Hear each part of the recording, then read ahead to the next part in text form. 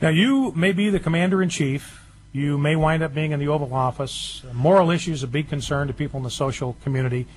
We look at the homosexual agenda as a serious threat to religious liberty, freedom of association, freedom of conscience, and all those kind of things. What would you do as a president to slow down the homosexual agenda? You've got the president refusing to defend the Defense of Marriage Act. You have him extending spousal benefits to partners of homosexuals. You have INDA still on the horizon, which would give special workplace rights to those that engage in homosexual behavior. How would you respond on those issues? Well, I think my emphasis would be pro classical Christianity and pro the values that you and I have and that most Americans have. I would also protect the rights to conscience. For example, I think it's very disturbing that both in the District of Columbia and in Massachusetts, the Catholic Church has given up their adoption service because their religious right to determine who they're willing to have adopt children has been overruled by the state.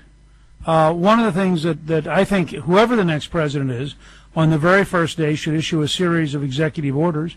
One of those executive orders should be on the very first day to reinstate Mexico City policy saying that no money will be spent on abortion overseas, no taxpayers' money will be spent, period. Another would be to reinstate President George W. Bush's executive order that had enforcement for the right of conscience.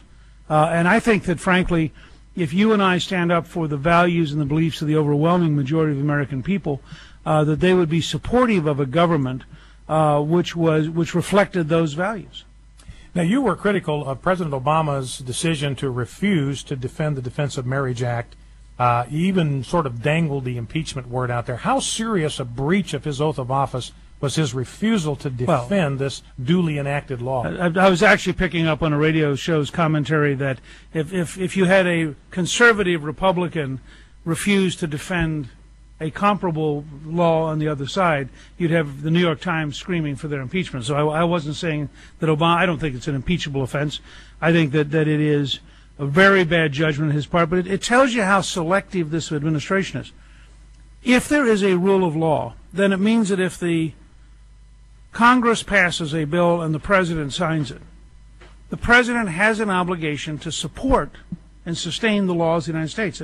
His oath of office says that he will sustain the laws of the United States and he will faithfully execute them. So you can't faithfully execute something you refuse to defend. And and sometimes, by the way, you end up defending things as president you don't actually like. I mean, but that's what the rule of law means. It's not the rule of personality. It's not the rule of whim. It's not the rule of this week's opportunism. We have a system, and what has made us different from virtually every other country in the world is that we have really honored and enforced the rule of law on a regular basis.